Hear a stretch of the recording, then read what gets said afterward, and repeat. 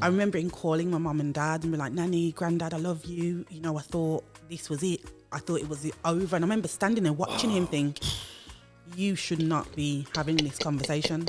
This conversation isn't something ever that is deep would have seen for you. My God, a young kid thinking that his existence is about to end that's deep. My God. But carry on, Charmaine, carry on. He I think in the end they did say he had to have surgery due to obviously the type of knife and where it was.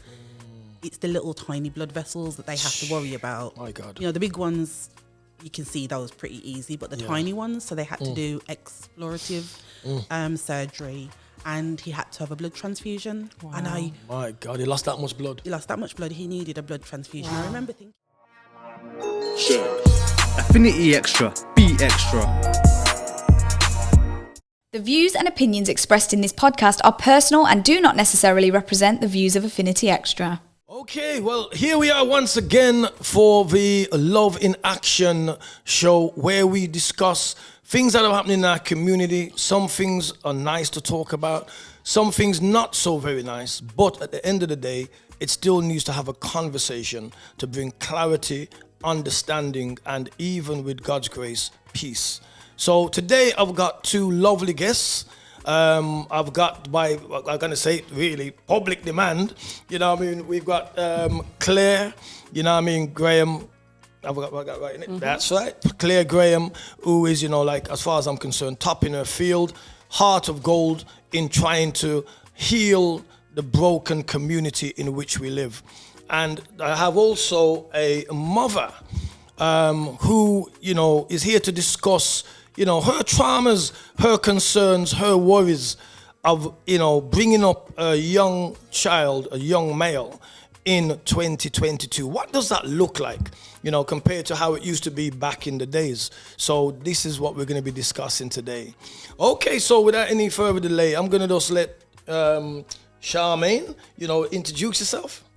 My name's Charmaine. I'm 37 and I'm the mother of a 19 and 12-year-old. My son will be 20 in November and my daughter is 13 in July. All right. Thank you very much. And Claire. Hi. Clair Graham, parent to 3 boys, age 30, 21 and 17. So I had to pause to remember the ages because I can't believe that I've got children that old. But I'm here in the capacity as a parent, really, and as a member of the community who is looking into the community to try and support and empower the community to heal from some of the traumas that are being attributed by the deaths and murders and serious harm to our children. All right. Well, there we go. So what I'm going to do, I'm going to start off really by saying, Charmaine, as a young mother of 2, how is it for you now bringing up your children in the time we're living in it, in the year 2022? What are the concerns and, if there's any anxieties or, Definitely, I would say there is a constant fear every time. More so my son. Did you say fear there? Did you say actual fear? It's an actual fear. That's a very strong emotion to you. So you actually have a fear. Okay, please explain. So much as him going to work, he'll go shopping, he can go to see friends. The moment he leaves my door, my heart starts racing. I want to know where you're going, who you're with, what you're doing. And he's 19. Wow. As far as he's concerned, I'm grown. I don't need to tell you what I'm doing. I drive. Yeah. I'm a big man. Yeah. But for myself, I need to know where you're going. I need to know what's happening so that if I see something on the news or Facebook, I know my son wasn't there or my son's not been impacted, he's not been hurt. That shouldn't happen. I shouldn't have that fear all the time. He can leave the house at midday, 6 o'clock in the evening. The fear is constant. Wow. So that's really, though, if I may say, Charmaine, that's a very stressful, I suppose, situation for you as a mother. Because, I've got to be honest. Parenting was supposed to be a joyful experience. When we become parents, it's supposed to be a life of, watching them change from a baby to a man, from a baby to a woman. You know what I mean? But here we are now, and you're explaining to me, the fear of your son going out, no matter what time of the day. That just sounds like a lot of emotions to be dealing with. So I'm just going to really go to Claire to say, Claire, are you in that same kind of category? Or very similar? Actually, probably exactly the same. Wow. And it's interesting because when we think, you just said that parenting should be a joy. The joy was when they were small, because you know what? We had more control over them. Okay. We could determine who they were with, at what time, at what place, and we have more control. Right. And we as parents, we kind of can't wait for them to get older and spread their wings and be free and be mature and do the things that they want to do. But actually, it seems to be the opposite way around. That actually the fear is now when they are older. Wow. We worried about them when they were young, but not so much because we could control that. True point. The worry and the fear that Charmaine is talking about is real, and it's now as they are starting to transition into adolescence, into adulthood. Wow. Well, that there really, when you hear now that, for me as a parent myself, I've got to be honest with you. When I was parenting my first 3 kids, it was a joy, I'll be honest with you. I can't really think of any anxieties more than probably them get knocked over, them go bump them knee, them, some little thing like that. But I certainly wasn't losing sleep, if that makes sense. Yeah. You know what I mean? Or, biting my nails because I'm just so tense of them not coming yet and what. But with the little one I've got, you know what I mean? I've already seen the change just in nursery. Yeah. Nobody talks.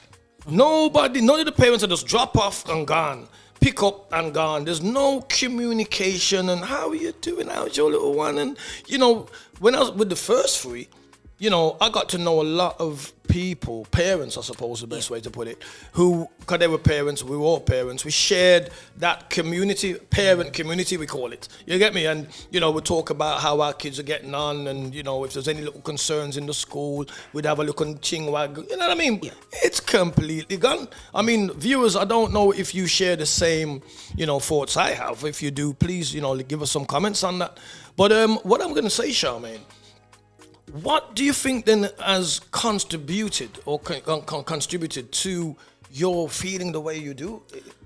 I'd say for myself, please speak. My experience with my son when he was 17, he was at work with his stepfather. Right. Upon leaving work, a group of boys, well known, into things they shouldn't be into. Okay. And he was set upon, attacked. Hold on there, you said set upon, attacked. This is your son you're talking about? This is my son leaving work. Leaving work. Okay. Not at the wrong time. Can I just ask a question? And I'm not being rude when I ask you this, but I just for the viewers, because sometimes when people hear things, they like to draw their own opinions. Yeah. So thank you, their own assumptions. So was your son in any shape or form gang related while this attack happened? Not at all. Not at all. He's a typical teenager. He's got a little mouth on him. He thinks he knows best, but there was never any concerns regarding dress code wars and related. Gangs, nothing like that. Okay. He was very much either home, at work. If he went out, he was with the same kind of friends. 2-3 friends I've known since they were like 3, 4 and 5. Okay. So his circle was known to me. I know I hear everything as well. His mouth's so big. You can hear everything he's talking about. So I never had any doubts about his behavior. Right. So this happening to him was completely out the blue. Wow. And it all stemmed from social media. He said, she said, some girl. And the next thing I know, my son is 7 minutes away from dying in front of my eyes. Oh my God. I literally watched my son nearly bleed to death. Jesus, wow. And this was in the height of COVID as well. So then unfortunately, I wasn't able to go with him to the hospital. Oh my God. Wow. They transferred him, rushed him to hospital from Handsworth Wood to QE. Right. And I don't know if you know, to get to QE from Handsworth Wood at rush hour traffic. Oh God. It took forever. Like he Jesus. probably got there a little bit quicker, but I felt like it took Forever. hours. Yeah, it would. Yeah. It would. Your son's in that state, yeah, it's going to definitely feel like time is not, time's running out, literally. And the fear, I suppose, of a parent seeing their son bleeding to death, put in an ambulance that because of COVID you can't get into, and then you've got to make your own way there in that busy time of traffic. I can just imagine the anxiety level must have been right up at the top end. Gotta be, you know what I mean? So talk, if you can, I mean, you know, you can stop whenever you do, because I can imagine the emotional effect of just talking about this. So, you know, I'm not going to expect you to just reel it off, but if you can slowly take us through. Your son, to what we're understanding, there was something happening on social media. Yep. So there was a social media conversation. Yeah, like a group chat sort of thing. And Okay. some girl, he was talking to this female. The other guy liked her. She was like, well, no, I'm with such and such. And it just exploded from there. So it went from being very much verbal, tit for tat, all right, mate, leave her alone, you know, she's mine, to, okay, then I'm going to physically harm you. So you're telling me, God, you know, for the viewers, this is just for you, the viewers, because there is also, Claire, and I'm sure you probably you know more about this side of thinking. In our community, that we all get this idea that it will never happen to me. You know, oh no, my kids are this and my kids this, and nope, it will never happen to me. And, you know, we need to get rid of that rubbish. You know what I mean, Claire? It's the truth of the matter, because there's no, it can't happen to you. We are living in a community where day by day, our young people are being groomed and initiated into gangs and into all kinds of things that it's only sometimes when it gets to this extreme end that parents probably even know that their kids are involved in these things. But the fact that you can think that in this day and age, 2022, that what Charmaine is explaining can't happen to you is absolutely ridiculous. Mm-hmm. You know what I mean? Because, you know, her son wasn't gang related. He was having a social media conversation, by the sounds of it, with a young lady who seemed to be associated with some other associations that didn't feel that he had the right to be talking to this particular girl. Wow. I mean, and you went that far that you're telling me he was 7 minutes away from dying. Yep, My God. We actually, when I saw him, he was corresponding with me normally, and he'd responded with, Mum, I've been stabbed. I think I've been stabbed twice. And my reaction, funnily enough, was to go, you what? Who? My son. And I'm looking dead in his eyes, and all I kept thinking was, you're being silly. That wouldn't happen to my son, because you were at work. You were in the safe confinement of a workplace with your stepfather. Jesus. How could that have happened to you? And I remember my partner going, go get a belt, wrap it round his leg, because I didn't know what to do. I was dumbfounded. You're in shock. Yeah, you're in shock. And funnily enough, the operator on 999, she didn't give me any instructions. So ultimately, he was just sat there, and all she said was lift his legs up kind of above his head. Right. But there was no put pressure on the wound. There was no, wrap anything around. And that worried me as well, because it was actually the hospital who told the police if I hadn't have put the belt around his leg, he would have died. Jesus. Whoa. I'm going to take a little deep breath there. My God.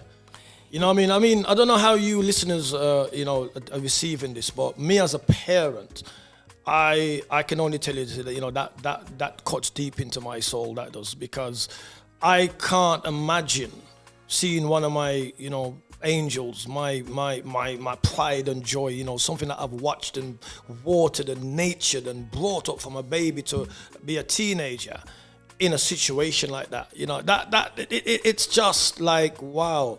And be honest with you, Claire, as I said, I work with an organization, Voice Against Crime, and I've had, the terrible experiences. I've had to go to funerals and watch, these mothers, absolutely tore to pieces, burying their 16, 14, 17-year-old son.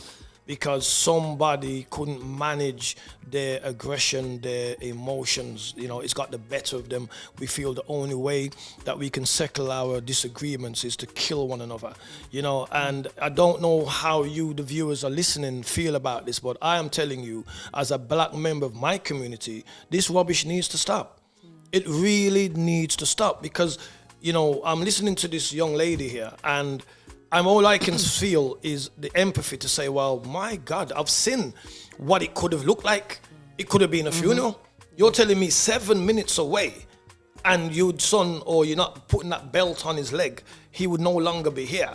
And I take it this is your one son. Yep. So my, you know, I mean, My first and you know, only son. Do you know, I feel nothing but pain, like literally in my heart, and it's not my son, but for me, he's my son, because come on. he could be my son. That's you know, the and one. when we say my child, your child, our child, they're our children. They're our children. And like, I just feel really heartbroken. Yeah. And for every, you know, the work that I do in the work role that I have, for every child that I hear these things are happening to, I feel pain, like I'm their mom, like I know them. Come on. And there's children that we've visited in hospital with serious injuries. There's funerals, there's vigils that we've been to, and it's just painful.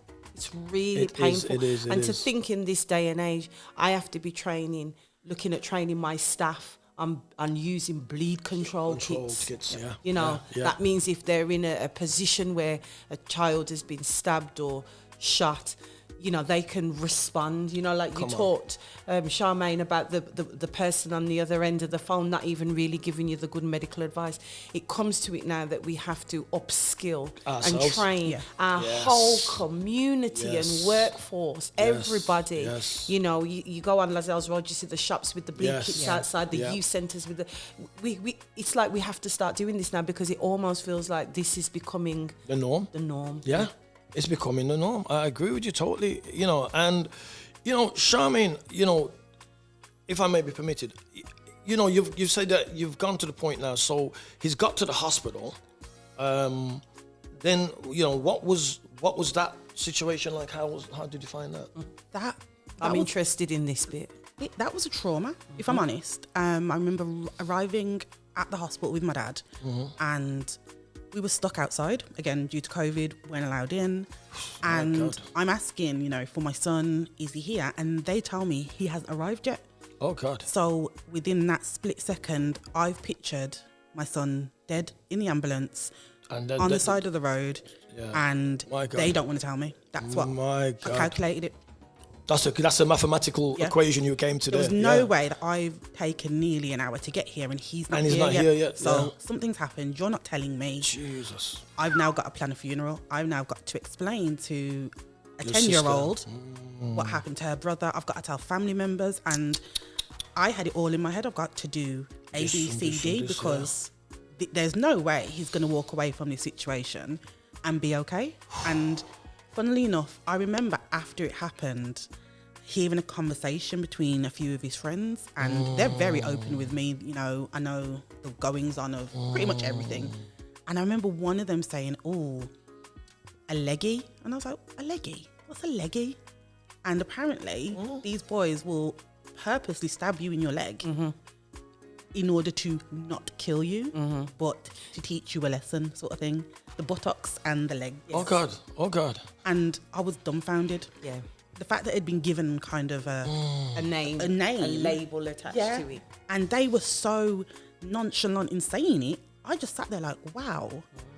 Oh my days. And it wasn't, sorry to go back. The knife used, it was a Rambo knife. Okay. I'm talking jagged edges. That's about to say, for the viewers, that's what we, you know, Tarzan used to use them in our Tarzan movie for kill alligator. They're the ones with the jagged edges. And the reason why them knives are so dangerous, because when it goes in, it's when you pull it out, it's tearing all of the ligaments, all of the tissues are being pulled out with the jagged edge as it's pulled out. That there sometimes causes the medical team extra work, because you can imagine now if they do manage to get you to hospital in time, you're going to be in surgery for hours because they've got to now sew up all the ligaments and tissues that have been torn. This is a knife what Tarzan used to use in a movie for kill alligator. And now young people are using it now on their own. My God in heaven. And do you know how easy they are to buy? I was going to say, yeah, that's the other thing. I have no idea. I Please remember explain I that. asked my son to go online on Amazon and Google and find one. And it was so easy for him to go on there, add it to the basket, pay for it. My God. It's easy. In So this easy. day and age, though, where knife, So easy. you know, because we've got to be honest, you know, and I don't want the viewers to lose sight of what I'm talking about. Before we had the pandemic of COVID, which swept through the world, we had a serious issue with knife crime here in the UK. The previous crime commissioner, he actually, I think he called it pandemic? Wasn't it?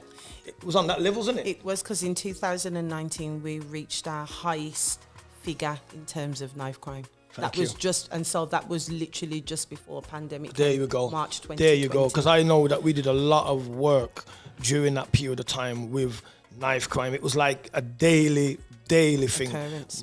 Funerals, young people being killed, young people being imprisoned was becoming like, it was like I said, it was like an epidemic. It was terrible.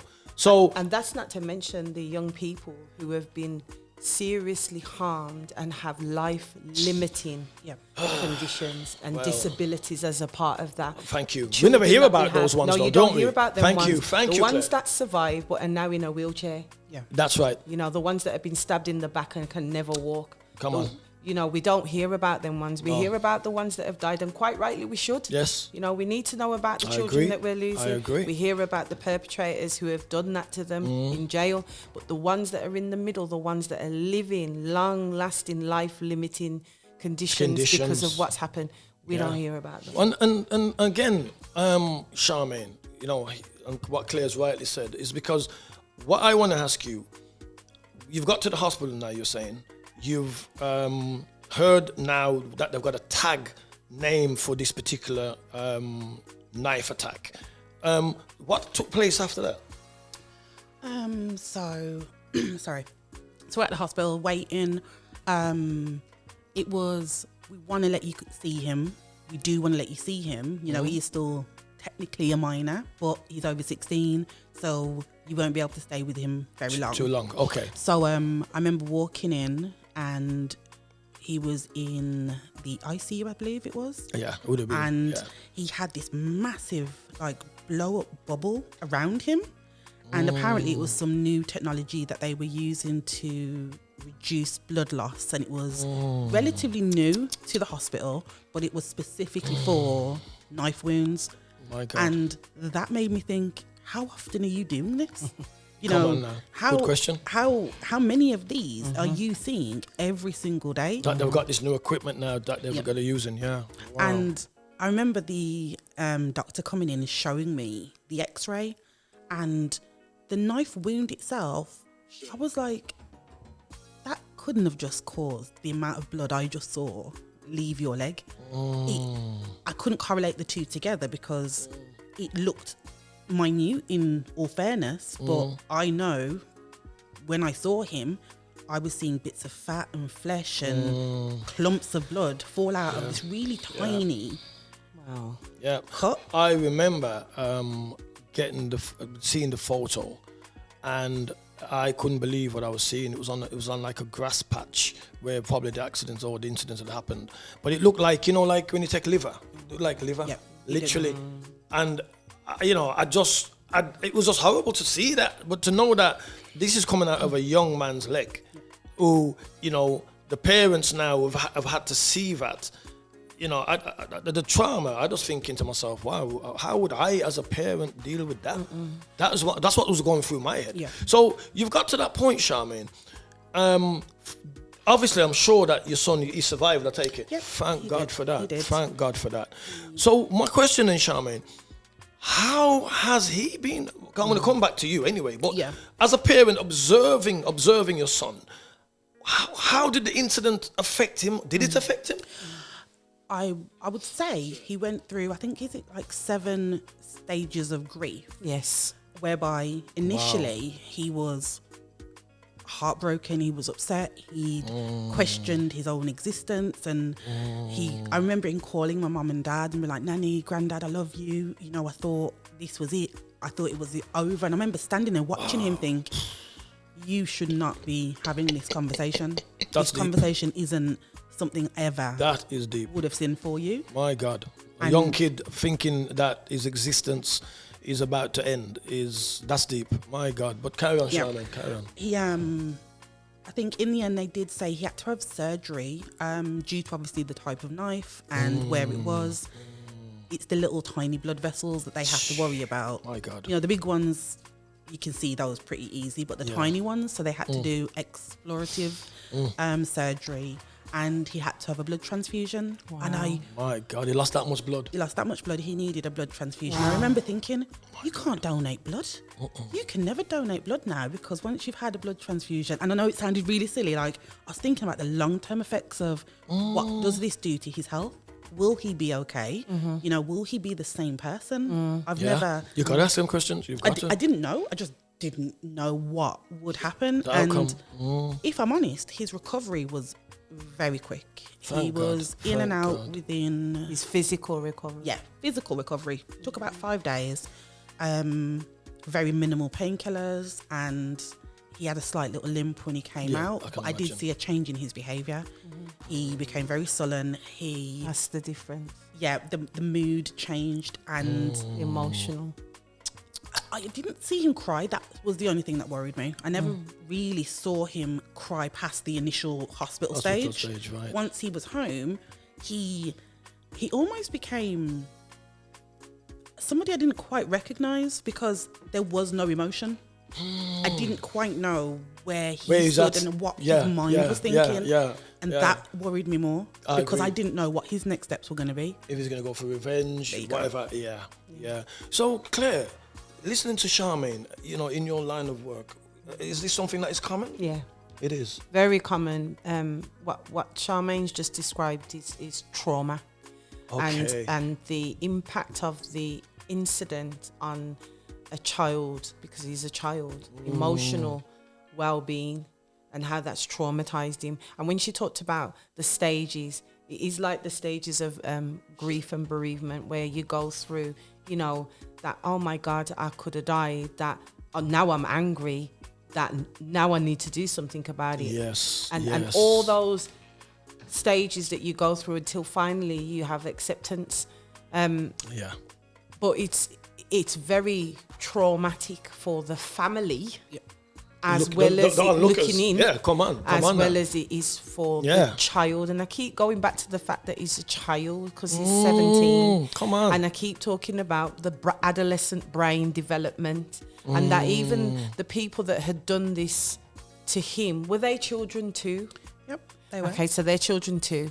So their brain, their lack of empathy, their lack of compassion, their lack of understanding of consequences, you know, the fact that it probably would come across to us that they don't even care what they've done, because that's because the brain has not developed enough for those thoughts of compassion or consequences and that reactive behavior, you know, and it's unfortunate that that's what we're battling with our children as they're transitioning from adolescence to adulthood.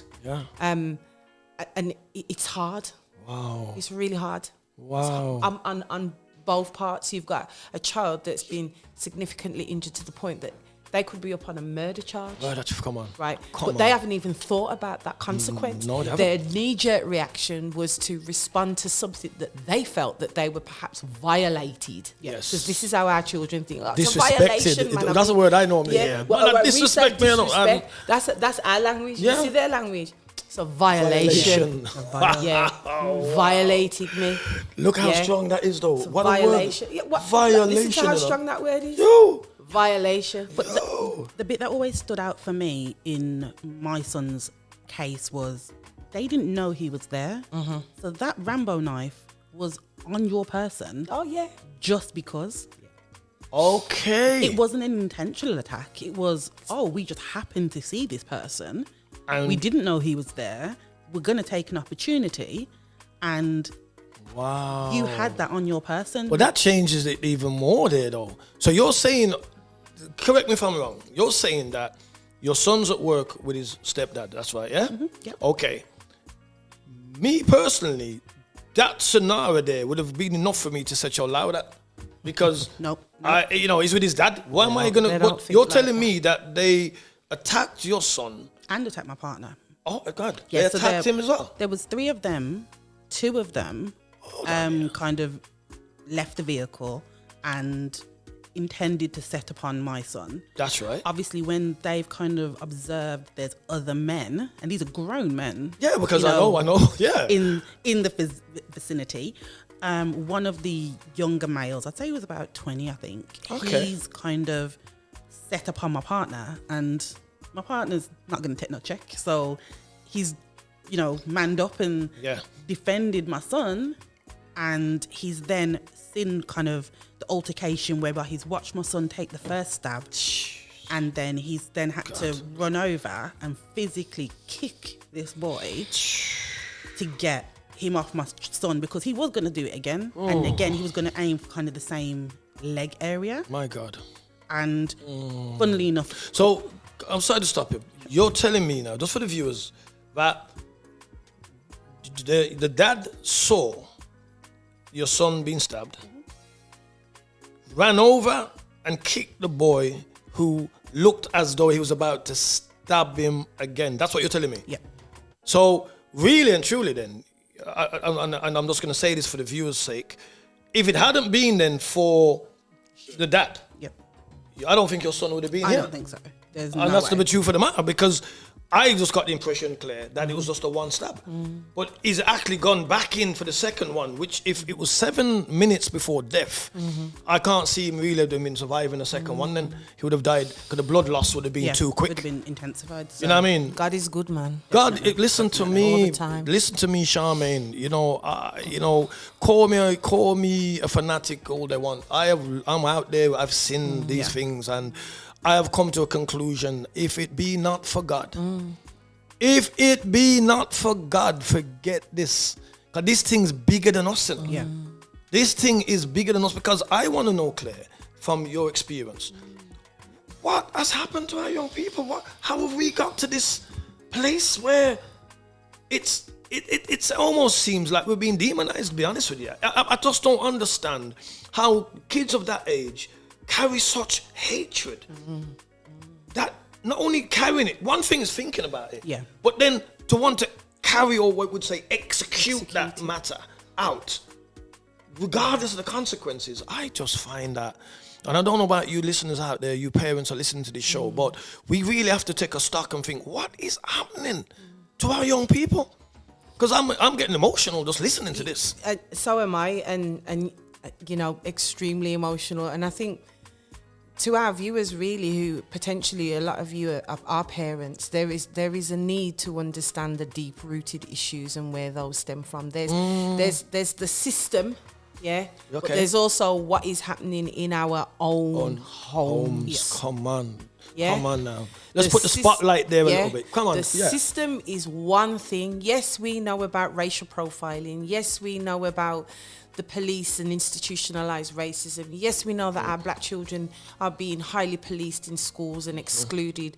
We know all about the system and how the system can be very oppressive towards our black and ethnic minority children and people in the community. But we also need to take a look in the mirror.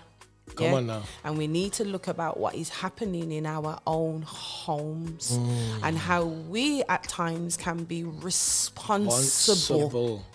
Come on now. Accountable for what is happening with our children. And what accountability are you taking as a parent, within your own homes? We need to stop blaming the fact that we already know what the system is. We know what the system is. We need to take accountability for our own parenting of our children within our homes. As a mum, I know what I was like as a child. I was in gangs. I used to walk with a weapon, and the reason why I walked with a weapon is because I was a female, and I needed to protect myself. And Right. it was out of fear why I Right. walked with a weapon. Right. So when Charmaine's talking about the fact that This you know young they man. must have had it on them all along. Yes. There's a reason why they had it on them. Yeah, whether that's to masculinity and to look big and bad, or whether it's for protection and fear. You know, but mine was for protection and fear. And I remember the things that I used to do. So when I've got my boys now, I'm turning their rooms upside down.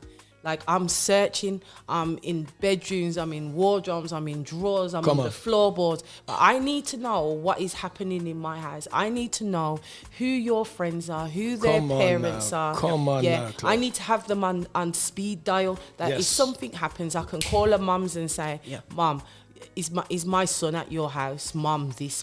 Do you know Yes. that this happened? And as mothers and parents, we get together and we deal with the situation. situation. Yeah, them things ain't happening enough. It's not. You know, Claire, when you say that, I have to be honest, you know, because what you've said is 100% right. Do you know that as a kid, I was growing up here, I'll never forget it. It's haunted me, telling the truth, right? But I said the wisdom in it. I remember as a kid, junior school, not talking, yeah? With that school, one of my spa them did have about 5 cars, little dinky car them, you know, about so big. And he said, Shell, you know, you can have one of the cars, you know, take it home and play with it and that. And I felt so gassed. Yeah, thanks, man. I'm my daddy yard, you know. I play with it on the floor, you know, as kids do. You got I'm You junior gotta ask school. you where you got it from. And my dad come in from work You back people their things. with his paper in his back pocket. And he was saying to me, son, where you get that car from? All right. And I said, Dad, I got it from my friend at work, you know, work. I got it from my friend at school. He said I could play with it. And my dad looked at me and said, make sure you take that back tomorrow. That's right. And don't bring it back into the yard. And I'm not going to lie to you, I thought he was the most horriblest man at that moment because I couldn't get my head around his wisdom. Yeah. I'm too young to understand his wisdom. But what he was really trying to show me now I've grown up was that, let me tell you something, my son. I'm the head of this house. And anything what comes into this house, if I don't provide it to your mother, it's not coming in here. That's right. Exactly. And the thing is, you know, I know from the work I do, I know youths are bringing in 52-inch TVs, putting on their bedroom wall. They're not even working. Yeah. And mom and dad, or unfortunately in our situation, sometimes it's just mom, don't even question, where did you get that TV from? And we have to be honest, and I think when you spoke about this in our last podcast, Claire, poverty. I was just going to touch on the fact around poverty that, like, we know that there's parents that can't pay, can't provide, can't give basic needs. So when their children are bringing in Come on now. money or appliances and things, they're accepting of it. You know, I know of and not have known of, you know, parents where the kids are coming in the yard, everybody's in the yard smoking weed, putting gun on table, putting stack of money on the table, and mum's just allowing it because you know what, it's paying her rent. It's Yeah. do you know what I mean? It's the truth of the matter. And I think these are the areas where you rightly said, Claire, that, you know, we've got to look more closer to home. man. Because when a child sees that he's got the ability for his parents to agree with his foolishness, Yes. who am I then? An outsider to tell him anything different? Can I say as well that we got some parents living in fear? Yes. Oh, God. Yes. We got youths that are abusing their parents, Come on. physically Come beating on. up their parents, Come on. abusing their parents. So we've got I we've got a know, lot of Claire, I'm telling you complexities. now, I know some church men come in church, and I know there's some church fathers that I talk with that tell me that them and them son in a war and a fight and they're churchmen. So so I'm just trying to show you that the narrative isn't even just with youths them that are on the road. It's youths them that their dads go to church and, you know, they've grown up in what we'd call a stable then or balanced mom and dad's in the house. And yet the youth still want up in and fierce and, yo, lick off all teeth and all them something there. I was working with a youth that I watched this man. This man is big, you know, Claire and Charmaine, right? He could be a boxer. And his son, yeah, he's up in his face, boom, boom, boom, boom, fighting him, and blood him up on them thing there. And then he told me that what burnt him more, because he could have done him son, you know, because I tell him, he muscled them coming like two of my head and my arm together. You understand? He could done the man, but he said, Rico, if I put my hand on the youth, you know how to go up. So my hold him, you know, but he might lick me up and I think he lick up his face. He said, what burnt him? The youth's on the phone. Yeah, man, I just have to deal with my dad, you know. He said that then we did want to murder him, you know, he come with lick, you know, murder with lick, not murder as in kill him. You understand? But, and I said to myself, wow, you're being gracious, because I know you're strong enough to throw him through the door. You get me? And is there bragging to his friends? And then he said what he realized was that all his friends them had that kind of rep towards to their parents. So he has to be the same. You know, they don't respect their dads, they don't respect their parents. They can do what they want, say what they want. But he weren't really like that because his dad wasn't like that. So I'm just trying to say that even though we can be, and I'm saying this again to you parents listening, even though we can be bringing up our children in a very well balanced home, the influences outside your home are much, much stronger. Yeah. And that is why I think what Claire is trying to say is that we have to keep tabs on what's going on a daily, day-to-day basis. Because your son can be getting bullied at school, comes home, because you don't have no time with him. You don't even know his emotions have even changed. Yeah. Next minute, your kitchen knife's missing. That's true. Because he ain't taking no more of the abuse. Next minute, your son's before a murder charge.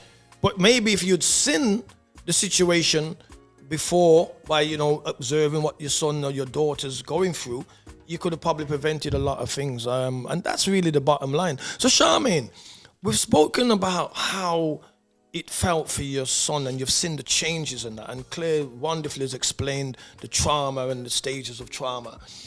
How now was it for you as a mother? How has it affected you? I did feel like I lost faith in everything and everybody because as much as I was open, I didn't hide anything. I was willing to tell anybody and everybody what had happened because I'm not ashamed. My son was innocent.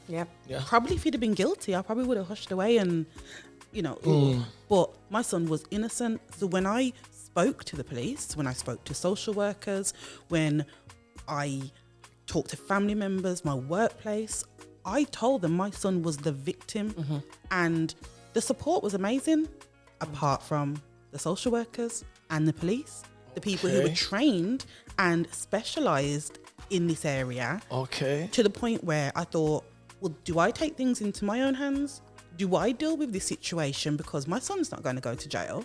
So what do I do next? Because I need to protect your son, my child. And just speaking about the parents and the dynamics of the family, I remember thinking, okay, if I speak to this person's mother and father, one of two things are going to happen. She's going to agree with me and sympathize and have all the empathy in the world, but clearly not be able to control her son because damage has already been done and he's done other things. Or she's going to rear off in my face and then me and this woman are going to have a problem. And I knew no matter what, she clearly didn't have or couldn't control this young man. She's lost control already. He was doing things publicly, way before this. Publicly known to be doing things. And whether she knew it off, you know, from seeing it face to face or she heard it through the community, she knew what her child was doing. And that then made me realize I can only control my household. I can't control somebody else's. I can't be a woman and come to you as a lady and be like, listen, as parents, we need to sit down and you need to understand what your child's done. Isn't that so horrible though, that, you know, parents then can't come together and as a parent you can see that your son's in the wrong and deal with it? Because I'm going to be honest with you, you know, in my time growing up, there was a thing called tough love. My father used to tell me all the while, say, yo, Bridget, don't bring no police on my yard. Because I'm telling you now, he's sending me and them out.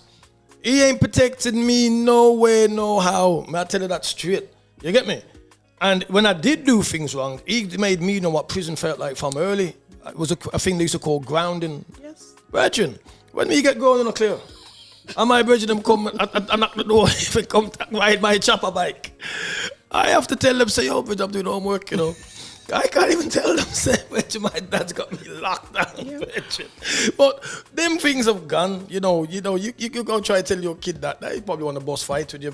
You understand me? Because, and I think the system's changed as well, because although I do understand, Claire, 'cause I know you're in this world of profession, that the social services of laws have kind of changed because obviously things have changed.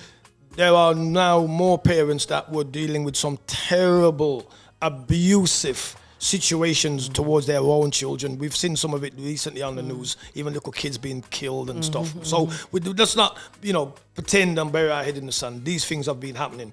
So the laws have had to kind of adjust now to the kind of outbreak of madness in our community. But at the same time, it has also opened up a new door now, because now parents are not really free to discipline their children within the boundaries of what I call discipline. I say kill them with lick. But I'm not talking about abuse. Make them understand from them little. Because it's no use you having a kid at 16 trying to now implement discipline. Yeah, it's too late, break mate. the tree when it's grown. Thank you, my darling. Thank you. You can't. But if we start to bend it from them little, right, and they go now, well, you can't do nothing for me. I know my rights. I will call child line, back foot. That's it. That's it. I've got to just... I remember growing up and one of my friends, saying, your mum can't do nothing. You can call child line. I remember looking at her going, you what? My mum's black, We don't do those things. My mum will beat me whilst I'm on the phone to child line.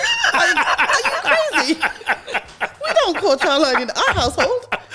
And it was just a respect thing. I respected my parents enough to know certain behaviours couldn't come back to my door. No. I tell you the truth, when I was at school, I'd sooner let the teacher deal with me than she go tell my parents. I'm not telling you the truth.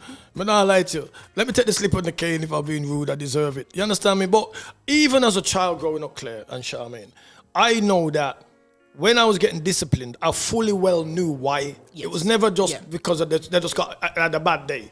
I did something that deserved to go that way. But even in the and my cuss in my mind, because you can't cuss verbally, because when I get more lick. Even though I'm there now thinking this is the worst parents I've got. When I look back, I thank God for them, because listen to me. With the brain I've got, I could easily been out there, notorious. You understand me? 'Cause I'm a deep thinker. But I always thought of consequences. You get me? Because I learned about consequences from early, and I think that's where we've gone wrong. And you learned about fear too. Because when I talk to my children, when we hold a little consultation together, and it's me and the three of them, and we're talking about these type of issues, and I'm saying to them, what is it that stopped you from going down a certain path? And they look at me and they say, we were scared of you. They would be they're saying, Mum, we're not saying we weren't in situations. We were in situations, but we said, who do we fear more, friend or my mum? And they said, you guys go, I'm going home. And they would go home. And there's something, fear can, people think fear is just a negative word. Fear can be a positive thing too. It's a positive word. The beginning of wisdom, Claire, the Bible says the beginning of wisdom is the fear of God. So there you go. Wisdom, right? The beginning of wisdom, is the fear of God. So what God's showing you there, that fear has a place, in developing wisdom, wise counseling, wise thinking, wise action. Because when you fear something, not to fear like to say, well, boy, the fear of like somebody who's fear of a domestic violent husband. That's a different kind of fear. No, we're talking about a moral fear, a fear of consequence. I like that. That's what we're talking about here. I fear God because I know if I violate God's laws, there's a consequence. Hellfire. That I don't want to be there. And when I think about that, I think, God, no, you never designed hell for me, so I don't want to really go there. So I'll keep my healthy fear, and I'm not saying we're not straight, but the fear brings you back in line. So your sons are saying, that's why your sons are saying exactly. They were saying the same thing. Exactly what they're saying. You know what's funny? Earlier on, we'd been talking about violation. Come on now. The fear that these young teenagers of today have of violating their peers outweighs that of violating their parents. 100%. 100. They will happily disrespect their parents, bring police to the door, have drugs in the house, They would never violate their mate. And that worries me. When did your friends become more important than your parents? Come on. The same people, I always tell my son, anything you do out the road, do not come and step foot in my house knowing that you're going to bring shame to my door. That can't happen. Yeah, that's how our parents used to talk. And then to wake up in the morning, hi mom, knowing that you've caused harm or you've hurt somebody. 20 police are come kick off the door. Nope. The whole neighborhood, I see blue light a flash. And man, I come out in a handcuff with dog and all kind of madness. Come on, you know, our parents have worked hard, you know, they don't want them kind of extra stress. Some of the grandmothers them now, I know, you know what I mean, Charmaine and Claire, I know that they're going through some real issues with their grandkids that for some reason are not just keep on bringing this trouble to their door. Because when they come in, they have to go to their address. You understand me? And when the police are coming, they're not asking, you could have grandmother a little more. They're coming there on some serious issue. Yeah. So when they come with 20 strong, they're tearing down your grandmother's yard that she's worked so hard for, ripping up floorboards for gun, drugs, or whatever it is they've been tipped off to come for. And if they find the kid in the house, they're taking him handcuffed out of the yard. The whole neighborhood's watching. Exactly. She's got to hold her head up now the next morning and carry on smiling. All in a church. You put all that, that's a violation. You talk about violation. That's a violation. What does your grandmother or your mother do to you for you to bring that kind of embarrassment to her doorstep? But again, I have to say that for maybe 90% of our parents, we have to look inside. Most definitely. 100. There is something inside. You know, I was at work the other day, I was talking to one of the social workers, and we were talking about identity, self-esteem, belongingness, Okay. And how do you build and instill that in your children and confidence? Come on. And I was saying to her, when my children were little toddlers, you know, you put them in the mirror and you say, you're beautiful, you know, look at your nose, how your nose look, what's the way your hair look? And even now at 17, 21, them are looking at mirror and them I say, what a way me look good, even when they don't look good, them I say them because they're confident though. The confidence. Praise God. It's how what are our parents doing? We know that a number of our parents are living in household where there's domestic abuse. Come on. Right. Real talk. Where there's financial abuse, where there's physical abuse, where there's neglect. Come on, let's be honest. Sexual abuse. Sexual abuse, mental health, you know, and you know the other thing as well, some of our parents have suffered or experienced that as a child and haven't healed from the trauma. So when they then have their children, the legacy and generational trauma that continues continues is only one of the factors of why we are where we are today. It's just one. Come on. Yeah, because there's multiple systemic things that are happening as to why we're in the problems that we're in now. And we really need to look into ourselves and look at solutions. And parenting's changed. Yes. So Charmaine talked about social media beef.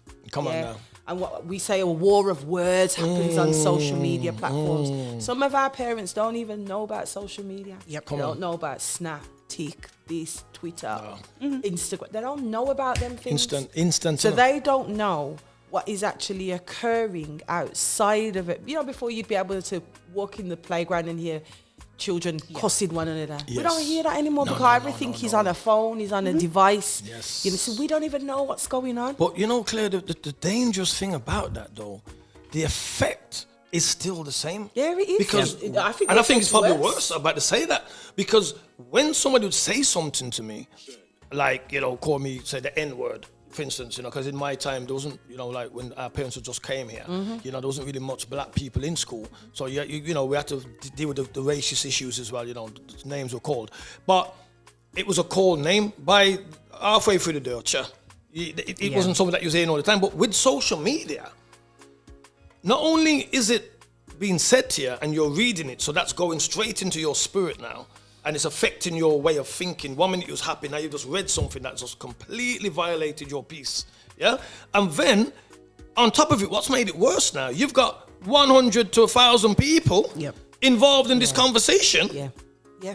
So and now they're demanding you, literally, Claire, to respond now. Oh, I wouldn't make him speak to me like that. I wouldn't. I know there's a lot of young men dead today because of their opinions of what their friends would have 100%. thought. Exactly. 100%. There's a lot of young people in jail today that are in there because they were more looking at their opinions of what their friends thought. And what does that go back to? Self-esteem, Come on. confidence. Come on. That's what. Because if you're confident in yourself, you don't business I don't what business what nobody I else is say. saying.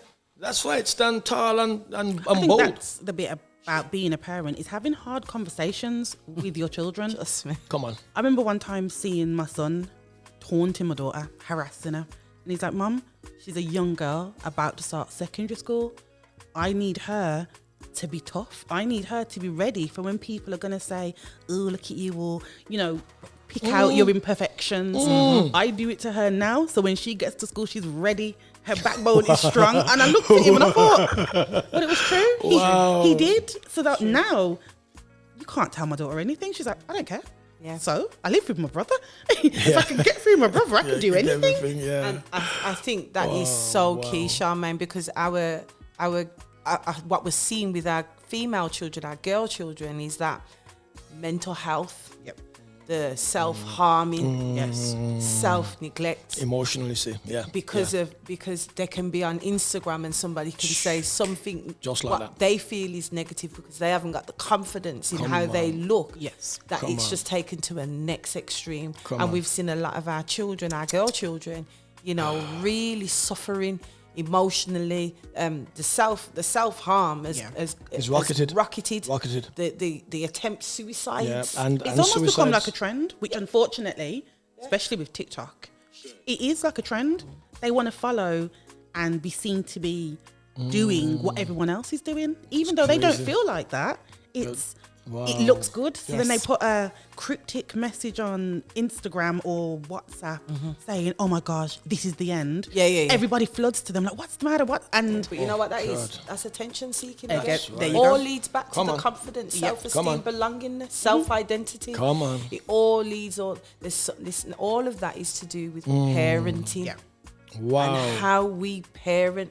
And we cannot parent our children how we used to parent our children 30 Back years in the ago. day, no way. it's not the same. It's not I the can say same. that 100%. That is a And not fact. the same at all. That we is a have fact. to, just like Charmaine said, we have to have those open, transparent, difficult, challenging conversations with our children. You know, I know when my husband hears me talking with my 17-year-old son about girls that, you know, well, he will say, you know, you got them loose girls, mum.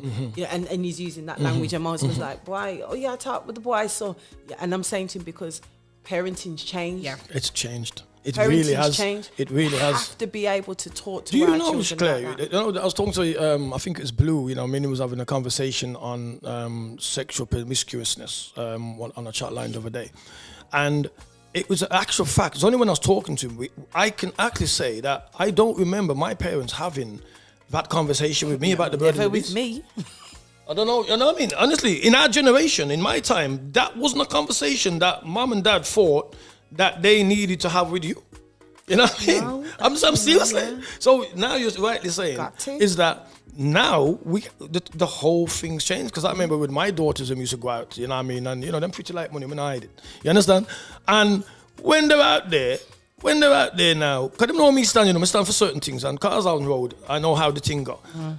And they put on some clothes, don't get me wrong. Everybody's wearing that kind of thing. But all I'm seeing is you're making yourself a target.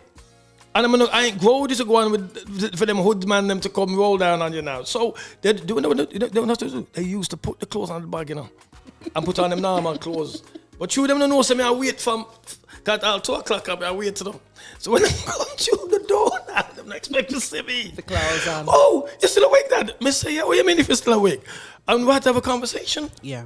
And you know what? The both of them in university, you know, sis. The whole of them, the two of them, you know, gone and them are do well. You know what I mean? Thank God for Jesus. You know what I mean? But if I didn't have them conversations, because this is what I said to them. I said, when you put on them clothes, I'm not telling you what to wear and how to wear, because you're a big woman now. You're not under that kind of like a baby. You must have common sense. But I'm going to make you know something. As long as you can defend what you're wearing, That's right. Yeah. call with me. What you mean that defend? Well, you are making a man know, so yo, me hot and ready. So when they come now to the bait, which you've set for them, sniffing around, some of them might be gentlemen and want to talk to you decently, but some of them might be just some dog arts. Because you've given them this option, like, well, you're loose or you're easy to go because you're looking like you don't really want to wear much clothes, then what's going to happen? They're going to be on your case. And some of them might want to manhandle you. That's what I'm talking about. Can you defend what you're wearing? Well, simple. In that same genre, you have to have the conversations with the boys. Well, Charmaine, that's what I was just gonna say. I'm a big believer in a woman can wear whatever she wants to. Back me up. Yes, man. A woman can wear what she wants to, Wherever she wants. Why should we tell our daughters not to? Yeah, you see what we can start though. All right. It's about educating. Come on now, girls. The boys. Yes. Again, it comes back to the parenting in the household. How are we? You see, me as a mum, remember, my house is full of men, you know, that's right, all, right. that's it. I'm the only female. Okay. And I'm having to educate them on how you treat Exactly. a woman, Thank you. how you respect Thank a you. woman, how you don't describe a woman as 100. loose, how you don't talk 100. about side ting and side chick. Come on I now. don't want to hear that language. In and, my, and I can hear it, and then we can have an open conversation about why you think that it's that- appropriate to talk about a woman like that when you have a mother, Come on. when you have an auntie, when you Come have on. female cousins, Come on. when you have nieces. Bring it on, You know what bring I it mean? on, bring it on, bring it on. Would you listen to the language? And I'm saying to them, listen to the language that you use and say, would it be appropriate for someone to use that language about your mom, Come on. about your auntie? Right. And it's good to have these conversations. What comes It's out of so them true. conversations is their lack of understanding. Of course it is. Their lack of Of maturity. course it is. And how do we enhance that? Only by having the conversations, the Come on open now. conversations. Well, you know what? On that note, you know, because this has been an absolutely fantastic conversation, and I'm hoping that the listeners have been blessed and learned a lot from it. As I said before, we as parents cannot bury our heads in the sand by saying that it will never happen to us. You've heard from Charmaine, who was shocked even when her son was telling her that she's been stabbed. She still found it hard to believe that you're really telling me what you... Because she wouldn't believe that her son would be in a position to get stabbed. But thank God he survived. You've heard, you know, from a professional and from a parent's point of view, from Claire, that it causes trauma. There needs to be a more spotlight on our own homes. How are we parenting our children? These things we need to be looking at more closely, more than blaming the system. Yes, as Claire has clearly said, the system does have its issues, but the main point of contact for every kid is where he abides. And as a parent, we have been given a God-given duty to parent our children well. The Bible says, teach the child while he's young, for when he is old, you can't bend him. That's look how long that's been written. So nothing's changed. If you want to see the tree grow straight, you've got to start from it young. You can't come on and teach the kid when he's 16, 17 about moral conduct. We talked about women and them dressing, and I'm speaking again, not just to my daughters, but to all girls, because you're all our daughters. When you're dressing yourself half naked, you are baiting yourself to be looked upon and to be treated in a certain manner. As the two ladies back me up, they should be able to wear whatever they want without being harassed. But as I said, men are, you know, that's the way they are wired. What they see attracts them to want to move towards. So if you don't want the wrong attraction, you've got to be able to navigate a certain way. Some women might disagree with me, but I do believe that men do need to have conversation. I've just come today from a wonderful men's meeting, and you know, we were talking about pornography and the effect of pornography. Listen to me, it was deep, absolutely deep. And one of the bishops that was speaking used to be in a sound called Rockers Roadshow, and you know, when we used to play Sifa, I was like blown away. And you know, some of the things that came out in this conversation was amazing, because I didn't know that it actually distorts your mind and the way you actually think and the way you view things. That's why a lot of young men I know are watching these things, because it's on tap now, you know, it's on your phone, easy access. But I'm just making you know that if you view women like that, it's going to be very difficult for you to respect women. And you're going to find women that a lot of these geezers are going to want to use what they've seen as an experiment with you. So you're going to have your own boundaries. That's a whole Simple. different podcast. But so that's It's a whole another different conversation. discussion. So for us, we're just going to say thank you for listening. Thank you for joining. Please share. And most definitely, give us some of your comments on the conversation that you have heard so that we can navigate the conversations and help our community to be the best community. God bless you all. Thank you. Thank you. Thank you for listening to this content. If you liked it, please don't forget to like, subscribe, and make a comment down below. Or even more so, check out our website, www.affinityextra.com, for more information.